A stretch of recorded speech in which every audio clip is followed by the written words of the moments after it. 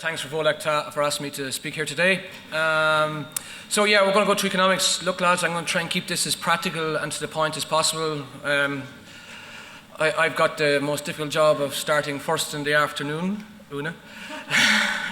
So we'll keep it as simple as we can. Okay, so look, to start with, look, we've had tremendous success in terms of genetic progress over the last number of years. I was sitting with some of the people from Volak at lunchtime. They were asking me how long I was working in their organisation. I had to think about it for a while, but I didn't realise it was almost 23 years with Teagasc. So, but we've had huge success, and I remember a programme called the Protein 350 programme, and it was said at the time that we'd never get to 3.5% protein. It would be years. We wouldn't even see it in our lifetimes. And sure, look, we're there in a short space of time.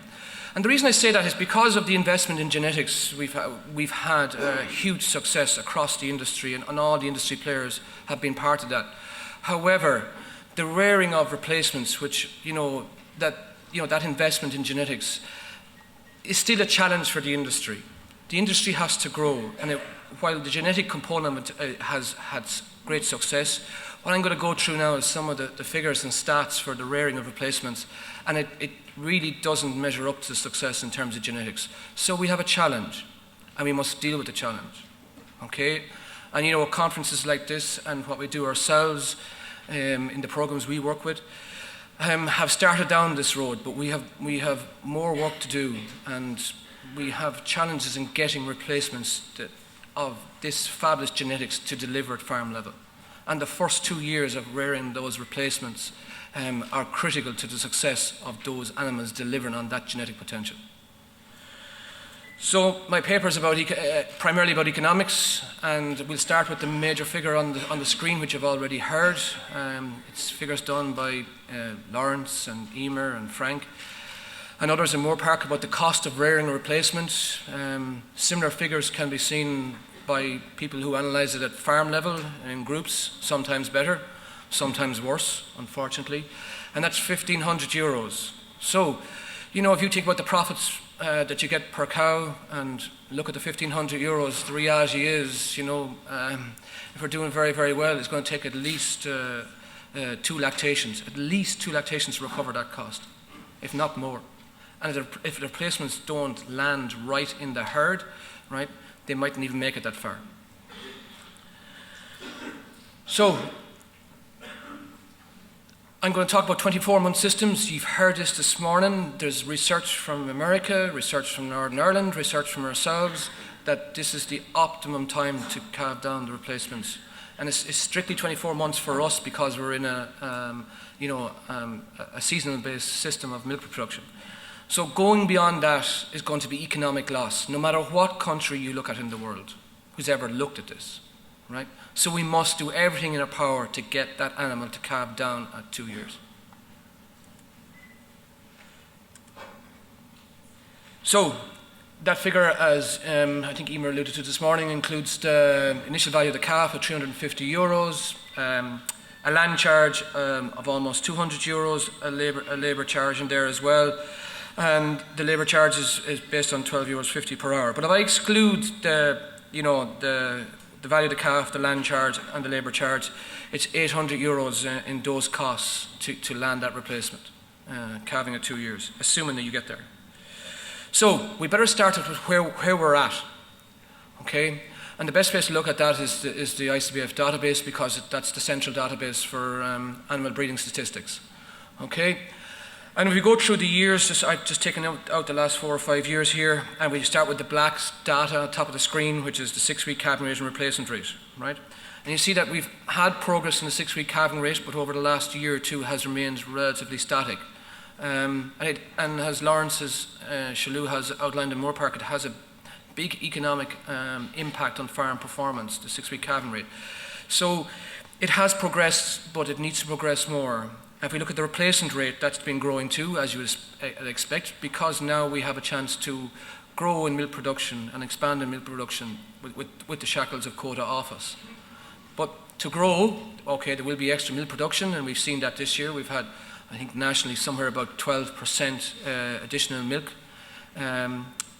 produced in the year. If we look in the area that we are here today and look at some of the dairy gold suppliers, that's up to almost 18% additional milk. However, the next milk has to move on then in the industry will come from more animals calving and more replacements coming into the system. So while the replacement rate is growing, it probably will need to grow more. And if we look at the percentage of heifers then that have calved between 22 and 26 months over the last number of years, you can see that stat there in red in the middle of the screen tells you that it's relatively static. So very, very quickly, what that means is about 45% of the heifers that are born as calves will not calve down between 22 and 26 months. So almost half the heifers go missing. Now, that's a horrendous loss to the industry, right? And Emer's, and I think Mike outlined this morning, of that, half them never calve at all. Okay? So we have a challenge, and we have to take it head on and deal with it. And it has to be an industry-wide approach, okay, that really has to start from the ground up, and we all have a role in this. And the rearing of replacements needs to improve an awful lot if we're going to meet the targets that we set for the industry and for ourselves. If you look at the calving dates then of the cows, you can see there it's early March. If you look at the calving dates for the heifers, it's early March. Yet these animals should be calving earlier than that. So all the stats tell you in terms of calving rate, calving date, and calving percentage, whatever way you want to look at it, we have work to do. Okay? So let's be clear then, over 40% of replacements either never calve, either calve later in their lifetime or calve later in the season. Okay? And as I keep saying this, no matter what country you examine, and they're all in different systems in production, we'll always come back to this 24-month system. Okay? Once you start going beyond that, the costs start rising substantially in the cost of rearing replacements. So I mentioned about Lawrence's work, and if you go to the bottom of the screen there, the lower 6-week calving rate, there's a cost there of €8.22 per cow per 1% shift. So if I do 100 cows, right, and do a 5% shift, we're into big money here very quickly. Lost, right? 5% shift backwards or forwards, whichever way you want to go, there's a lot of money here to be gained. All right? So, to go back to my colleagues in Moorpark, they've put some research into this a few years ago, and Emer's outlined some of the research this morning. We knew that the shackles of quota were going to come off sometime, so therefore there had to be a focus on replacements in terms of research programs. We have a lot of work done, but I suppose there's always a bit more to be done. But this piece was on farm, and I picked this piece of research out because it's what's happened at farm level.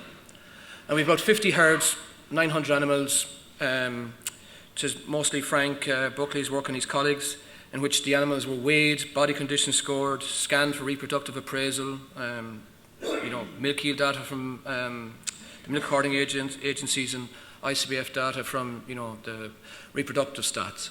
All right. So let's deal with some of the data here. So the pubertal rate, right?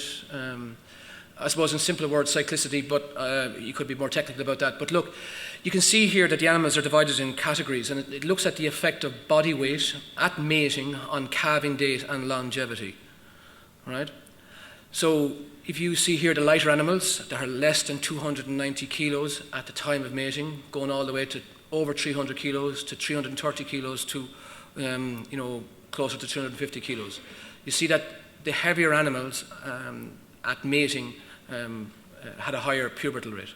Okay, so look, we'll get into the real deal now in terms of calving date and survivability or longevity, whatever you want to use. But look, basically the heavier animals calved earlier, as you would expect, right? And the longevity to first lactation to second lactation, the stats are there, and you can see that the heavier animals in general, right, lasted longer in the herd than the lighter animals, with one notable exception over on the far side of the screen, which I must highlight to you.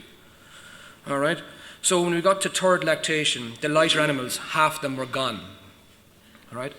If you take the next category, those were 304 at breeding, about half of them are gone. 60% of them then survived who were at what we consider the target weight of 330 kilograms at breeding, which, by the way, has to be sometime in late April or early May, right, depending on the part of the country you're in when you start the breeding season, so they must reach it at that time. And the heavier animals, there's a fall off here, if you see there, even though a lot of them survived in first lactation, by the time they get to third lactation, there's a fall off here. This is consistent with other research we see, is that, and you know, some of the speakers this morning touched on this, where the animals, if I use the word overdone or overcooked, or you know, too heavy or over fat, and you often see this with farmers at farm level, which are the best heifers, and they're shocked that they don't go and calf, but sometimes they are overdone, right? And the research would show that, yes, that when they do go and calf, they milk tremendously well, but probably as a result milk too well, and as a result then do not survive as well, okay? And look, I'm not going to go back on what the speaker said this morning. It comes back to the same message about getting the animals to the right weight and the right age at breeding, okay? And that's what that data is clearly showing.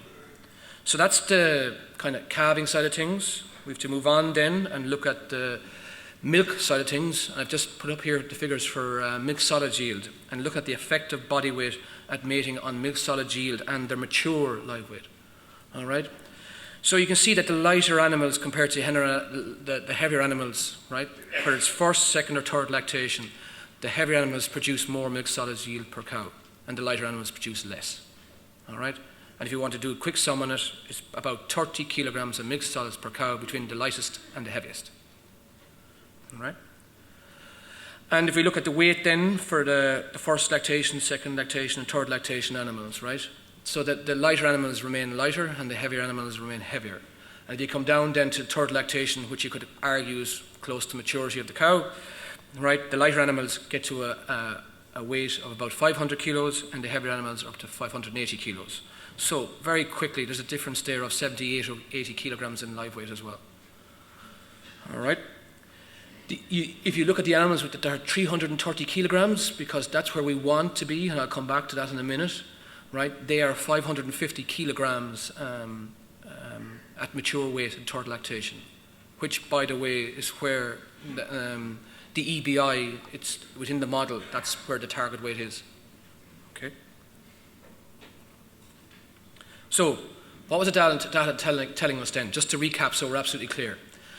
That the effective body weight at mating of the replacement is critical to the reproductive performance. If they were too light, they perform poorly. If they were too heavy, they also perform that bit poorly. Not early on, but later on in their lifetime. Okay? So they calve later, or they were lost out of the system. The milk solids yield, there was effect there too, of about 30 kilograms between the lightest and the heaviest. If you take the lightest versus where we want to be at 330 kilograms, there's 20 kilograms of milk solids per cow difference per lactation. Okay.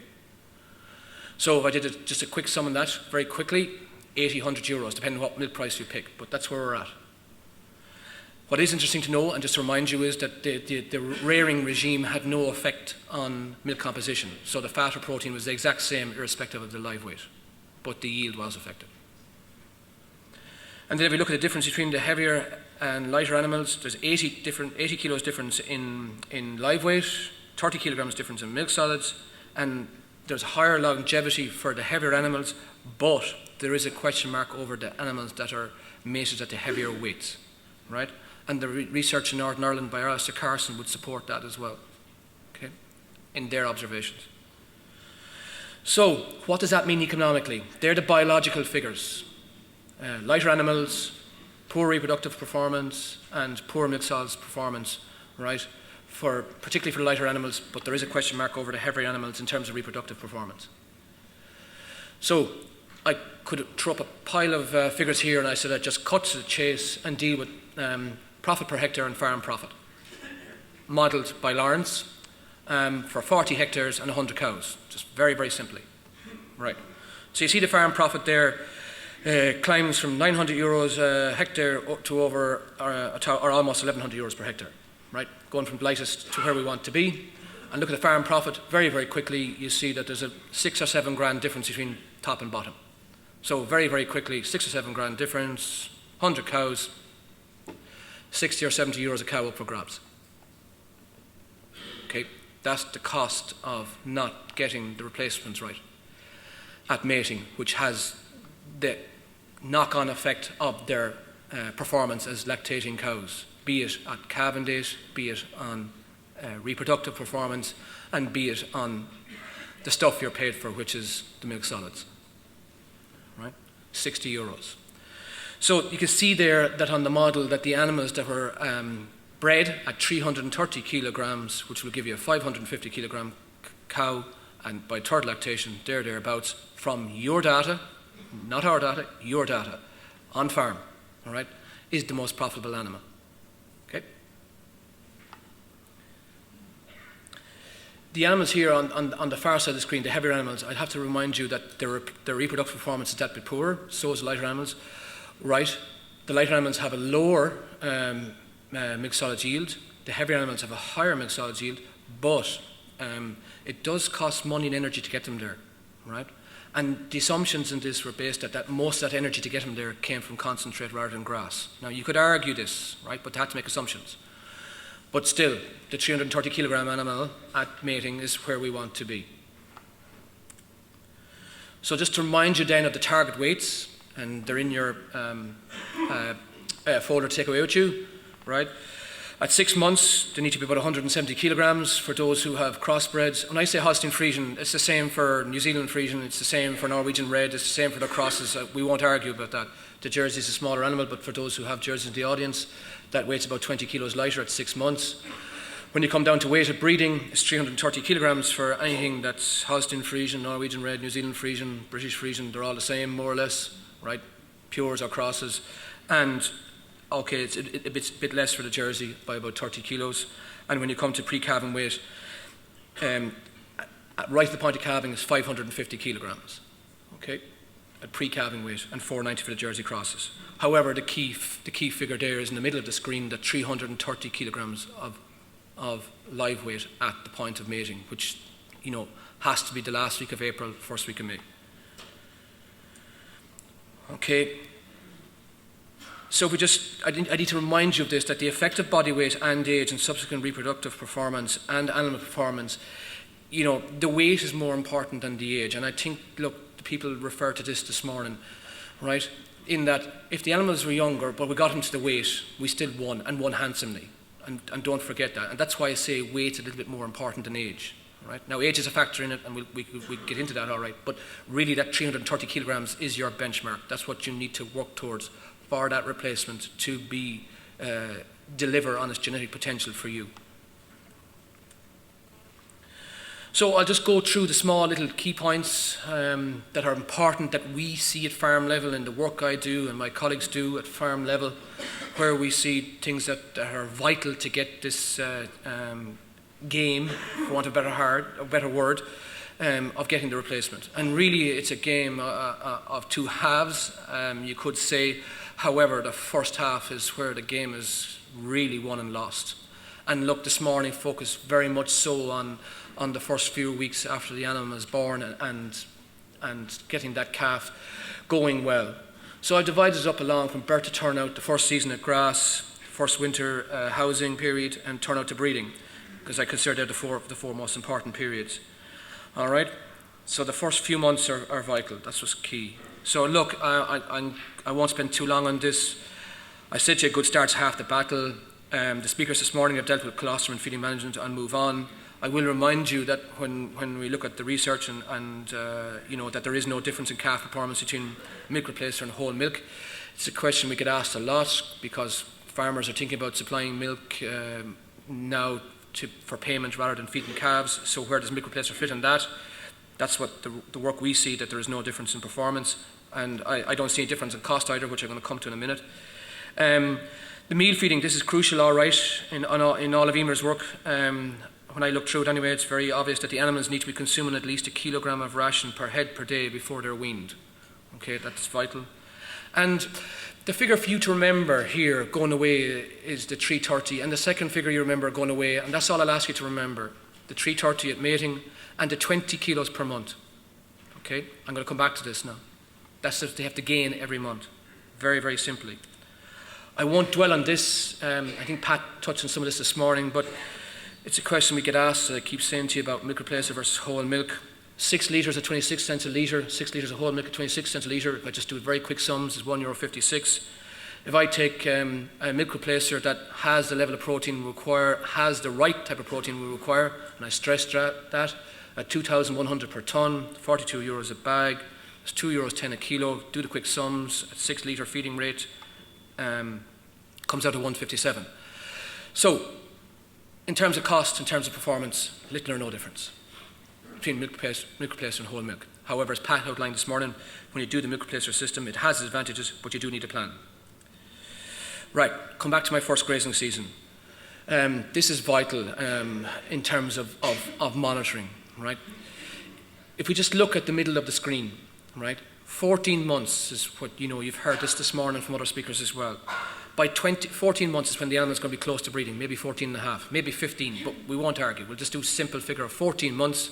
By 20 kilos a month, it's 280 kilos, plus the weight of the calf brings it 320 kilos, right? So, in a simple word, average across the months, and they won't do the same every month, but this is what they have to do. It's 0.7 kilos a day per the first 14 months of their lifetime. Okay, 20 kilos a month. That's what they gain. All right, from start to the point of mating. So, it's a figure you need to take away. 20 kilos a month to get you to 330 by 14, 15 months. So you must have a knowledge of replacement weights, right?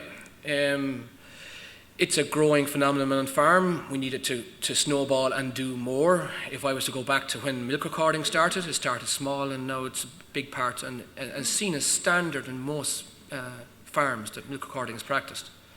And I think the same has to be with replacements. They cost too much to get it wrong. Okay? So, in terms of the first season then, there are vital things that really decide their time at grass really revolve around parasite control, which I'm not going to go into, but I'm sure you know that. But the grass is the one that really, that we see that falls down at farm level, right? They often get left in the same place. They often get the worst grass on the farm, right? They have to grow, all right? So the best piece of advice I can give you practically is they should graze the same grass as the cows. And why shouldn't they? Right? They cost so much. They're a huge cost in the system. And getting them wrong by not giving the right grass, so often they're put in places or in fields that, they're hardly good enough for round bales or making silage, never mind said to be grazed, right? Okay, so look, we'll keep that in mind. There are other service providers. You can buy the scales yourself and they're reasonable cost.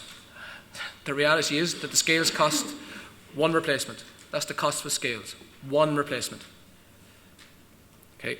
If the scales paid for one replacement, you have your money back. All right? But there are service providers like ICBF, Farm Relief, others I'm aware of, that will provide a service of weighing the animals for you. Now, we come on to the first winter. This is something we see at farm level where replacements can, go south in terms of weight gain, right? And, there's been a lot of investment in farms on milking parlours, slurry storage, accommodation, even in the field infrastructure of water, roadways, access to paddocks. But when you look at the investment at farm level on calving facilities, calf rearing facilities, and heifer rearing facilities, it's been neglected.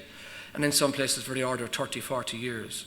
Like, if you go back to 1983, the average herd size was somewhere about 20 cows. When I started in Teagasc first, it was about 40 cows. Now we're at 80 cows. Yet you go to facilities and they're still the same as they were 20, 30 years ago. Yet the herd size has increased. So these animals get squeezed. And when you're in the squeeze game, he who is biggest wins most. Right? So it's the lighter animals that suffer the most when the facilities are compromised, right? And the classic one being the head space or feet space, right? The bigger animals are going to get to the front first, right? So they get the most first. And then because they're bigger, they can consume faster. So the rest, I think you can understand. There's also going to be variation in the quality of their diet and variation in speed space, as I've outlined. The protein content into the ration, these animals have to grow, right? And they have to grow that way, not that way. So often you see them, they get a beef ration or a low protein ration. The reality is that they do that, right? And that means that for us anyway, the protein in the diet has to be that bit higher for them, right? So if you take standard silage and you want these animals to grow right, you're talking the order of 18-19% crude protein, right? To get the animals to grow, not 10, 11, 12% rations that sometimes are often fed, right? Okay, now of course that depends on the quality of the forage as well and the silage, and that can be variable as well. So then you see huge variation in weight gains when we monitor across the winter, and what happens is the bigger animals get the most weight gain and the lighter animals get the least amount of weight gain, which is not what you want. So the lighter animals need preferential treatment and ideally should be separated out. And I remember doing a study like this with some of the farmers that we have on the heavy soils program, and they got a woeful time of it in 2012, right? And the replacements struggled. And it was a challenge for us to get those replacements back on track. But once they were given preferential treatment during the winter period, right, they got back on track, right? So it can be done, but you must put the effort into it, okay? Right, and in the second grazing season, the early turnout is important. And the first animals of the heifers to go out should be the lighter ones, not the heavier ones, right? Often the lighter ones are left inside and said, we'll feed them a bit extra, but they get leftover silage and they get forgotten about because you're too busy. The lighter ones should be first to grass. And people say, God, heifers, they're notorious for moping and walking around the farm. But if you take a bunch of 30 or 40 replacements and let the 10 or 15 of the lightest ones out first, the amount of damage that they will do over big areas is tiny. And what people forget is the early spring grass, it has high protein, high energy, and the highest dry matter in the year. So every mouthful is fabulous stuff. It's assumed that it's old grass, it's not good, it's low protein, it looks dead, it has to be wet, therefore it's lower in dry matter, therefore it won't perform. The opposite is actually the case. It's actually super stuff. If it's good enough for our cows, and we know what cows do when go to spring grass, you're sure the replacements should get the same, and especially the light ones. So high weight gains are easily possible when the animals are turned out early to grass, right? And it also has the advantage of giving them acclimatization to grass before the breeding season. Sometimes for different reasons, and we go back to 2013 in the spring and how difficult it was, and heifers were left inside, and the variation in diet, and next thing they're turned out, and a few days later they're to be bred. There is a question mark over how well then the reproductive performance of those animals will be. So if they get out early to grass, they get a steady plane of nutrition, and it's all going to be forward, moving up in diet quality, so they're coming into the breeding season what I would call primed. So, in summary, the cost of rearing replacements is very high, right? You know that. Right? The farm replacement performance needs to improve. It's a challenge for the industry. And look, it's great that we're at a conference like this today to try and educate ourselves, all of us, and we're all involved in this together. However, unfortunately, you, the farmer, has to suffer the economic consequence of not getting the replacements to the right weight of breeding. And we've seen that in the models as outlined. And there's a cost of €60 a cow, just on the basis of the lad's analysis from Moorpark, right? The lighter animals can be got right, but they must be treated better and must be separated out and get preferential treatment. And the primary one, without a shadow of a doubt, is the first turnout to grass in the second grazing season, that they get out first, right? There is an issue with the winter housing period. There is an issue with headspace in the winter housing period, that they don't get enough headspace, or they're last to the truck, so they don't get the best in terms of forage or concentrate. And the last one I leave is the weighing of the animals. 20 kilos a month. That's what you have to work towards, right, to get to 330 kilos of breeding.